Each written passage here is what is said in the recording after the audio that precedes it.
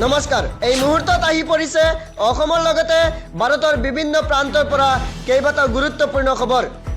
জনাই গৈছো ৰাতিপুৱাৰ প্ৰথমটো ব্ৰেকিং নিউজ মোদী চৰকাৰৰ একনায়কত্ববাদ আৰু নচলিব এইদৰে এক প্ৰকাৰৰ হুংকাৰ প্ৰদান কৰিছে আসাদুদ্দিন ওৱেইছিয়ে যি ইচ্ছা সেয়াই কৰিম বুলি এতিয়াৰে পৰা ভাবিব নোৱাৰিব চৰকাৰে মোদী চৰকাৰৰ বিৰুদ্ধে পুনৰ গৰজি উঠিছে আসাদুদ্দিন ওৱেইছি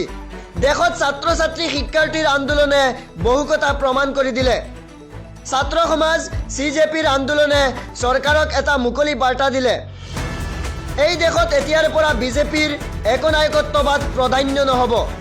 শিক্ষাৰ্থীৰ আন্দোলনে মোদী চৰকাৰক বহু কথা সকীয়াই দিলে চৰকাৰৰ বুলডোজাৰ নীতিক লৈও ডাঙৰ মন্তব্য কৰিছে আসাদুদ্দিন ওৱেইছিয়ে বুলডোজাৰেৰে গড় ভাঙি দমন কৰিব পাৰে কিন্তু এতিয়া এশবাৰ ভাবিব লাগিব কিবা ব্যৱস্থা ললে সংবিধান আইন মানি চলিব লাগিব চৰকাৰে জনাই গৈছো ৰাতিপুৱাৰ পৰৱৰ্তী গুৰুত্বপূৰ্ণ খবৰ দিল্লীত শান্তিপূৰ্ণভাৱে প্ৰতিবাদ সাব্যস্ত কৰা শিক্ষাৰ্থীসকলৰ ওপৰত আৰক্ষীয়ে চলোৱা বৰ্বৰ লাঠিচালনা আৰু নিৰ্যাতনৰ ঘটনাক লৈ এইবাৰ পোনপটীয়াভাৱে কেন্দ্ৰীয় চৰকাৰত কাঠগড়া থিয় কৰাইছে লোকসভাৰ বিৰোধী দলপতি ৰাহুল গান্ধীয়ে যোৱা 20 জুলাইত যন্তৰ মন্তৰত আন্দোলনৰত ছাত্ৰ ছাত্ৰীসকলৰ ওপৰত হোৱা এই অত্যাচাৰৰ তীব্ৰ নিন্দা কৰি ৰাহুল গান্ধীয়ে কেন্দ্ৰীয় গৃহমন্ত্ৰী অমিত শ্বাহলৈ এক জৰুৰী পত্ৰ প্ৰেৰণ কৰিছে কেন্দ্ৰীয় গৃহমন্ত্ৰী অমিত শ্বাহলৈ প্ৰেৰণ কৰা পত্ৰখনত ৰাহুল গান্ধীয়ে 20 জুলাইৰ ঘটনাৰ কেইবাটাও স্পৰ্শকাতৰ আৰু গুৰুতৰ দিশ উন্মোচন কৰিছে তেওঁ অভিযোগ কৰা অনুসৰি যন্তৰ মন্তৰত নিজৰ অধিকাৰৰ বাবে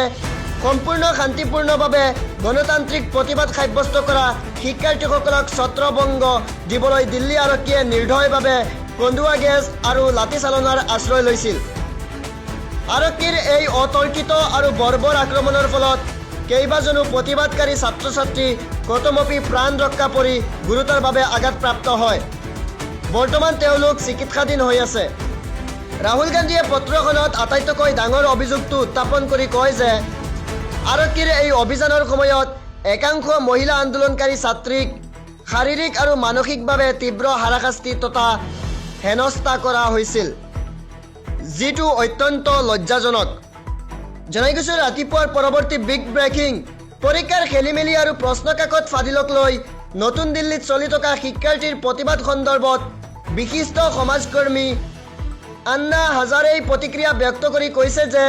ইয়াত কাৰো জয় হোৱা নাই আৰু কোনো পৰাজিতও হোৱা নাই তেওঁ স্পষ্ট কৰি কয় যে সমগ্ৰ বিষয়টো আলোচনা আৰু শান্তিপূৰ্ণ পদ্ধতিৰে সমাধান কৰিব লাগে ইয়াত কাৰোবাৰ জয় পৰাজয়ৰ সাব্যস্ত কৰাৰ কোনো প্ৰশ্নই নাই জনাই গৈছো আজি ৰাতিপুৱাৰ আটাইতকৈ বিগ ব্ৰেকিং নিউজ 9 দিনে বানত বিধ্বস্ত উজনি অসমৰ বহু জিলা শেহতীয়া তথ্য অনুসৰি এই পৰ্যন্ত বানত মৃত্যু হোৱা লোকৰ সংখ্যা 68 জনলৈ বৃদ্ধি পাইছে অসমৰ বান পৰিস্থিতি পূৰ্বতকৈ কিছু উন্নত হৈছে যদিও অব্যাহত আছে বানৰ সংহাৰ 9 দিনে বানত বিধ্বস্ত উজনি অসমৰ বহু জিলা শিৱসাগৰ চৰাইদেউ যোৰহাট গোলাঘাট আৰু ডিব্ৰুগড় আদিকে ধৰি কেইবাখনো জিলা বানৰ কবলত পৰি জনজীৱন সম্পূৰ্ণৰূপে ব্যাহত হৈ পৰিছে